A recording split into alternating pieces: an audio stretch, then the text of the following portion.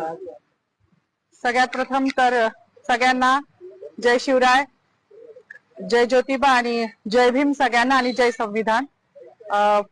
काय बोलावं मला काही समजत नाहीये, पण आज संविधान दिवस आहे हे सगळ्यांना माहिती आहे. कुठल्या पण महापुरुषाने कुठल्या विशिष्ट जातीसाठी काम नाही केले आणि त्याच्यामध्ये स्त्रियांसाठी ज्यांनी काम केले ते माझ्यासाठी पुनर्जन्म देणारं व्यक्तिमत्व आहे. मग ते महात्मा फुले तर आहेच, ज्यांनी शिक्षण दिलं. त्यानंतर रघुनाथ कर्वे ज्यांनी संतती नियम देऊन स्त्रियांचं आयुष्य सुकर केलं.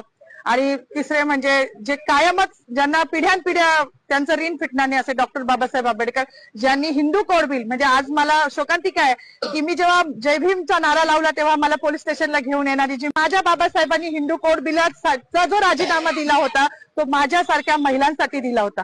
त्याला माहिती होतं का भविष्यात माधवी जाधव जन्माला येणार आहे नाशिकमध्ये आणि ती माझ्या अस्तित्वासाठी लढणार आहे? नव्हतं माहिती, पण आमचं अस्तित्व निर्माण व्हावं. आज ज्या बसल्या आहेत ना तिकडे मंत्रिमंडळात डोक्यावर पदर घेऊन निवडणुकीपुरत्या, त्या पण बाबासाहेबांच्या जीवावर बसल्या आहेत.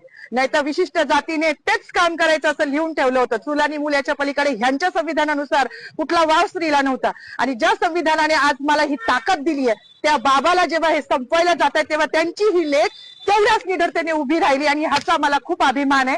जास्त काही बोलणार नाही. गिरीश महाजनांनी जो बाबासाहेबांचा अपमान केला आहे तो भरून निघण्यासारखा नाही. म्हणजे त्याची मागणी की त्यांच्यावर अॅट्रॉसिटी दाखल करावी, अन्यथा ह्याच ठिकाणी मी उपोषण चालू करणार आहे. केलंच आहे असं समजा जोपर्यंत त्यांच्यावर अॅट्रॉसिटी दाखल होत नाही. बाकी मला काही म्हणायचं नाही. पुन्हा एकदा जय भीम. डॉक्टर बाबासाहेब आंबेडकरांचा, डॉक्टर बाबासाहेब आंबेडकरांचा, भारतीय संविधानाचा.